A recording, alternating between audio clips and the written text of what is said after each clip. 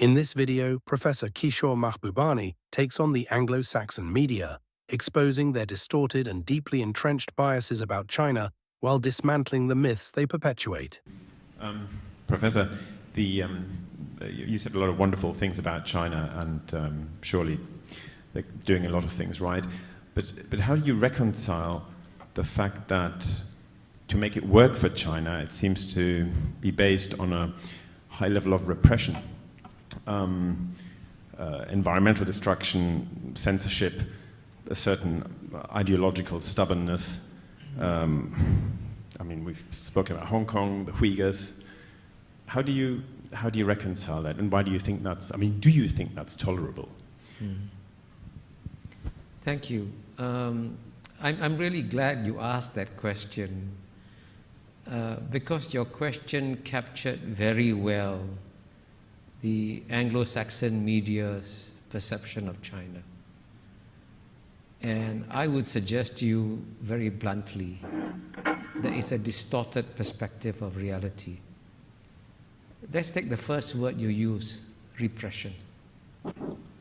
If the Communist Party of China only relied on repression to stay in power, it would not create the most dynamic economy in the world, right? It is by far the most dynamic economy in the world. It has delivered the fastest growing economy for 30 years. And it has done this by educating the Chinese people to a level and extent that the Chinese people have never been educated ever before. And you say it's repression. You obviously are taking the old Cold War mindset. I was in Moscow in 1976, and I saw repression in Moscow. And when I was in Moscow, the Soviet citizens were not allowed to travel outside the Soviet Union. That's repression. In the year 2019, 139 million Chinese left China freely. Guess what? Zero defectors. 139 million Chinese, right? That's twice the population of the UK. Went back to China.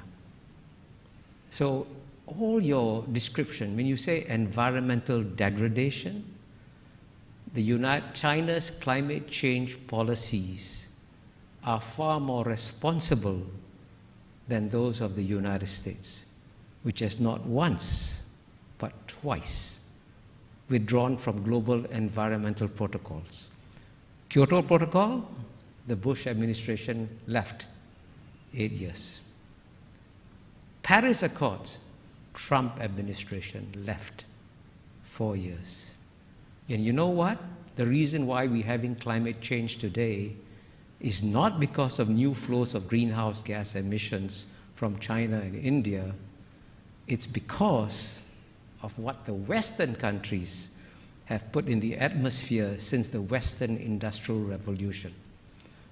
Get the data. The single largest contributor, cumulatively, right, is number 1, United States, number 2, Europe, number 3, China. Right?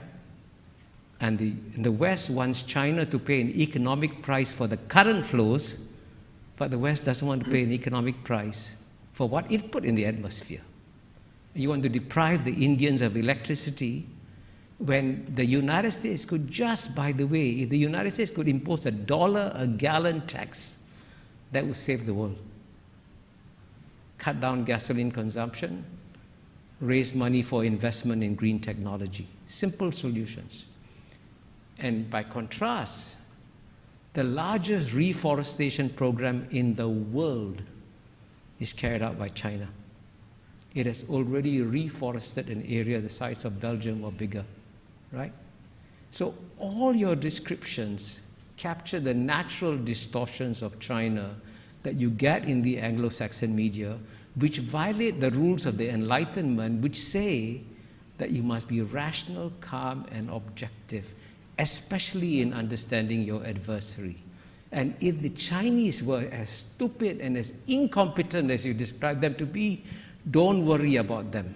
But I can assure you, you are now dealing with a far more intelligent and rational actor that doesn't fit any of the Anglo-Saxon categories that you applied to them. Please forgive my bluntness. Now you're putting words into my mouth. My response to that, I'm glad you mentioned Hong Kong. Hong Kong is a very typical example of how the misunderstanding arises between the West and China and United States and China. Now, I want to go back to my point about there are 193 countries in the world. And of the countries that are concerned about Hong Kong, I guarantee you, almost no African country is interested in Hong Kong, right? I do not know of, maybe except for Japan, any other Asian country that speaks out on Hong Kong. In fact, you mentioned India. In this book, Has China Won?, I tell a story of how, I think in 1961 or 62, President John F. Kennedy of United States and Prime Minister Harold Macmillan of United Kingdom wrote a letter to the Anglophile Prime Minister of India, Jawaharlal Nehru, and said, hey, we understand you're going to invade Goa. Don't invade Goa, please. Let Portugal run Goa. I think within a week or two of receiving the letter, Nehru invaded Goa, took back Goa, and said Goa belongs to India, please.